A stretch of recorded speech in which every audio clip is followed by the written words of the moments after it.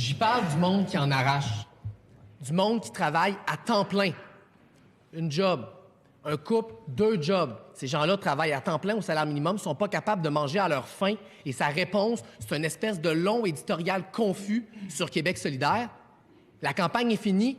Timémo, il l'a gagné, il gouverne. C'est quoi sa réponse à la question suivante? Quel est, selon lui, le salaire que ça prend en 2022 pour vivre comme du monde au Québec? Monsieur le Premier ministre, la parole est à vous.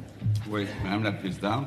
Quand on est arrivé en 2018, l'écart de salaire entre le Québec et l'Ontario était à 9,8 %. On est rendu à 7,6 %. Donc, on augmente les salaires plus vite au Québec. Le salaire moyen, on l'augmente plus vite. Maintenant, il faut aussi aider les gens. Et je comprends là, qu'il n'aime pas se faire dire que lui, ce qu'il proposait, c'était 66 $ pour les tarifs d'électricité par année, 5 $ par mois. Nous, on proposait 600 $. Donc là, il est d'accord avec le 600, puis il voudrait qu'on en fasse plus sur le salaire minimum. Donc, il y a toute une évolution du côté de Québec solidaire. Deuxième complémentaire, monsieur le chef du deuxième groupe d'opposition. Le premier ministre, il aime ça parler de moi. Je comprends, c'est correct. Je vais essayer de le prendre comme un compliment. Moi, j'y parle du monde qui en arrache au Québec.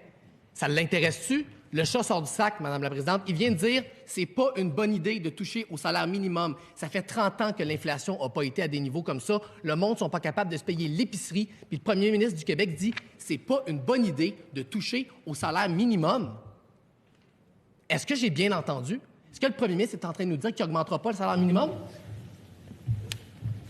Monsieur le Premier ministre, la parole est à vous. Oui, Madame la Présidente, on a augmenté le salaire minimum.